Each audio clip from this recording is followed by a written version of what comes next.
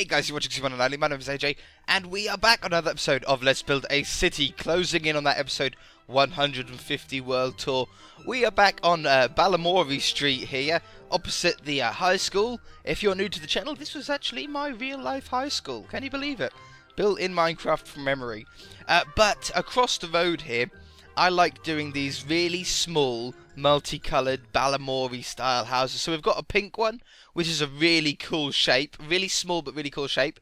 And then we've got the blue one here, which again is in the same style with the quartz and a colour. But now we've got hardened clay. So let's clear that map out of my inventory. So we're going to go with yellow stained clay. We're going to need all of this quartz, pillar quartz, and this quartz. And we will also need this and potentially that. We're going to need some glass, and I think that's about it to crack on with the start of this episode. So, I love these small houses because they're so simple, and yet they look so great. I really love how they look, and this time I want to do a sort of a plus shape, really. So let's, well, I want it to be big enough to be able to live in, if you wanted to live in it. But we're going to do it in the same style. It's been a while since I've been down down this street doing it. But what we're going to do is put a window in there, like that. And then come this way, put a window in there. And it's so simple. This plus shape is so simple and yet so effective. It's going to look absolutely fantastic when done. And they really don't take that long to build. So I think we can do this entire house on camera, which you guys will be pleased about. No off-camera work necessary at all, hopefully. You never know, we might go off-camera for a laugh, just so I can wind you guys up. Well, we could go with a plus all the way. Yeah, you know, I'm going to do it. I'm going to just do a nice plus. But we've gone wrong at the back here, because the front is wider because of the door. So, we put two windows in on the back instead. Oh, yeah, I love these houses. They're brilliantly small. They look fantastic. They're easy to build. You just can't lose with them. They're just so great. And the hardened clay and quartz go so well together. I think you'll agree with me. You know, the blue and the pink, they're actually wool because they were built before we had hardened clay. That's why I chose the light pink and I chose the light blue, because I wanted to have a sort of hardened clay look to them. But yeah, now I've got the hardened clay. It's zoomed up so many different colours. If we have a look, we could do an orange one. We've done an orange house not so long ago, a couple of episodes ago I think. We've got a really light blue. In fact, I might change that dark blue or that wool blue for this blue here, that light blue stained clay, because that's a really nice looking block. I don't mind the pink too much. I suppose we could change the pink to pink stained clay, but it's not really too out of this world. It looks nice, and I've seen pink houses before. But we could do a grey one. A grey one could look really nice, and so does normal normal hardened clay. Now, brown hardened clay and normal hardened clay are very different. But that's a beautiful looking block in this texture pack as well. It's absolutely wonderful looking block. It's a beautiful house texture. You know, if you wanted to do just a normal, your standard looking house, but you didn't want to use bricks, hardened clay, that normal hardened clay is much better than the brown, and it looks lovely. We will be definitely 100% doing a house in just normal clay very soon. Normal hardened clay, not clay blocks, but hardened clay very soon, because it's such a wonderful looking block. Now, so we've got the windows in, but that is a lot of windows. We now have no space. This is going to be a bungalow, by the way. It's not going to be a two-story. But we don't have any space at all for any kitchen units or anything to go. So I think what we're going to do is we're going to remove this window and this window.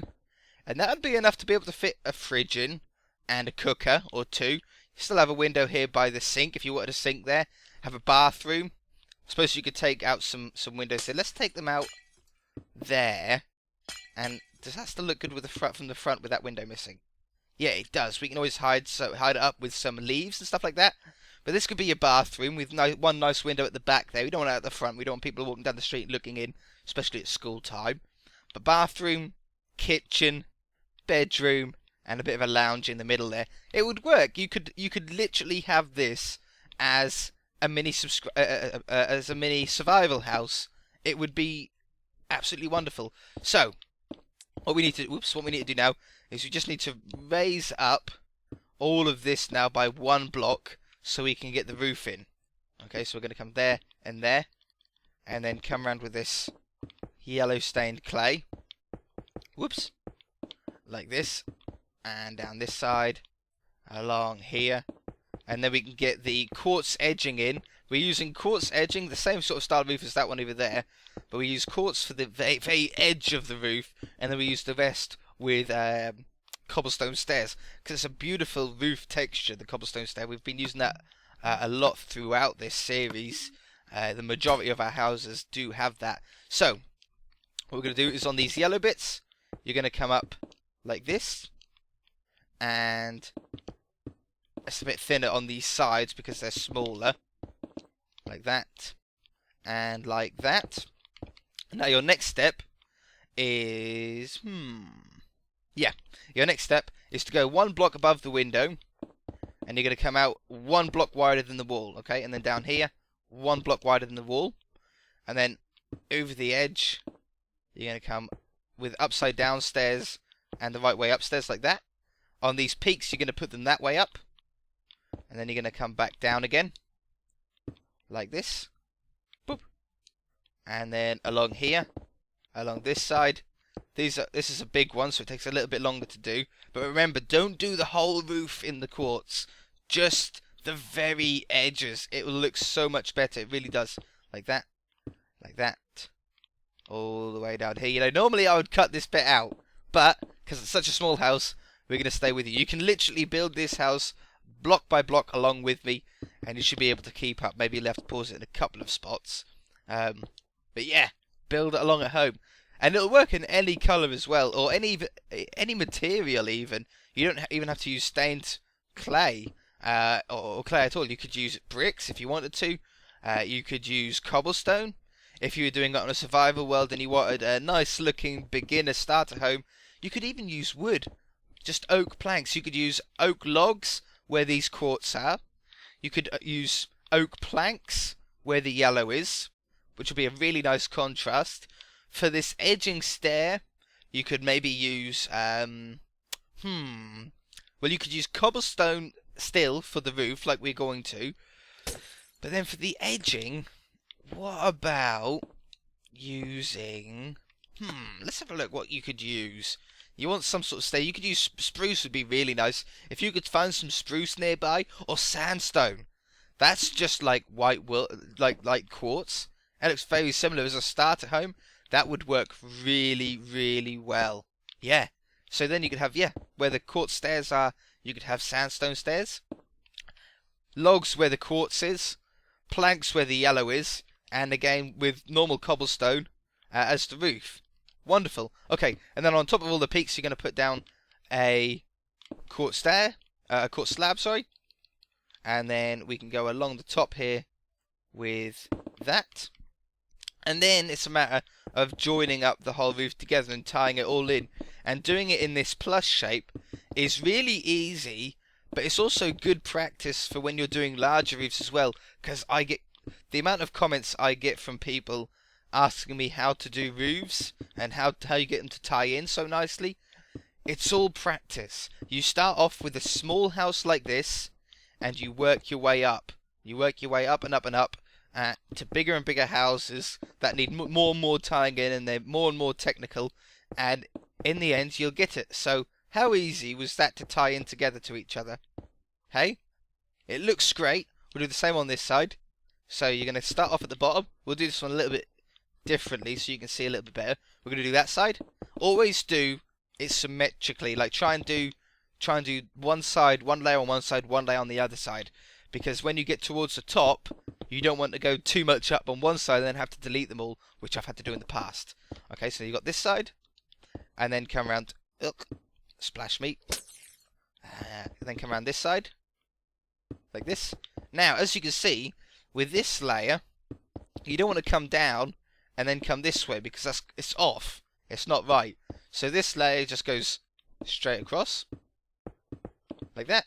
And then you just put the slabs along, and it'll just tie in absolutely perfectly. Wonderful. How cool is that house? Now, I think if we put an upside down court stair in there, that'll look pretty cool. We could even put a little cute window up there. If we go around with some, with some windowsills now. So I'm going to go there, there, there. Just cute little windowsills. And because these slabs are going on the top half of the blocks, if you want, you can actually put down, I'll show you, plant pots with a little flower in them. Because they're on the top, because they're on the top half of the block. So you can have, literally, have flower pots on your windowsills, which is amazing. Now, to keep the same pattern, the same style, what we're going to do is we're going to put trapdoors on either side of any windows. Whoops. Trapdoors on either side of any windows. Oh yeah, I forgot you could do that. I forgot you could do upside down trapdoors now. That's pretty cool. Okay, we do have a problem here though. This is a problem that was unforeseen. That we can't place a trapdoor here, and there we can't do it. And you know what I'm going to do to get around that? I'm actually going to remove this window entirely. We've already got a lot of windows in this place, so removing another one isn't going to do no harm. And then on the inside, you could use that as a coat storage place. Maybe even if you were doing it in a survival house, you could use storage there if you wanted to. You could fit some double chests in there. That would be great. But if you do want to make it look a little bit sort of, not realistic, but I don't know, have some real life details in there, you can put some coat hooks, or even on a block up might look better. Yeah, little coat hooks. That's pretty cool. And the interior is so small, or the whole house is so small, that you could actually do all of the building in one day, you know, in one Minecraft day pretty much. You know, with your own resources, building it in survival. Okay, we've got the same problem here. That's the bathroom one. Okay, you know what I'm going to do is I'm going to remove that window, and I'm going to replace the bathroom window in there. Let's get that quartz slab back again. There we go, because we had the same problem as we did on the opposite side of the house with the trapdoors. So we'll put that in there as well. Still works fine. And then that house can't see into the bathroom as well. So it works out better. Even better. Okay, like that. So we pretty much have the house completed. My headphones are really uncomfortable on me at the minute. And then let's go round with some greenery now. So we said we were going to hide up the fact that there was no window there with some greenery. We'll go up here as well. We'll wrap this one around here. Oops. Go up there. Like this. So it's so really easy to do, really easy details. It's just by putting some leaves. Again, very easy to do on survival as well. So simple, you could just make some shears, have a couple of pieces of iron, and it will really add a lot of detail to the whole building. Look, already that looks a lot more interesting than when it was what it looked like before. It really, really does. Let's go with a gravel driveway or a gravel walkway because it's not very big. So we'll go like that. Whoops. We'll put a door down this way. Wonderful.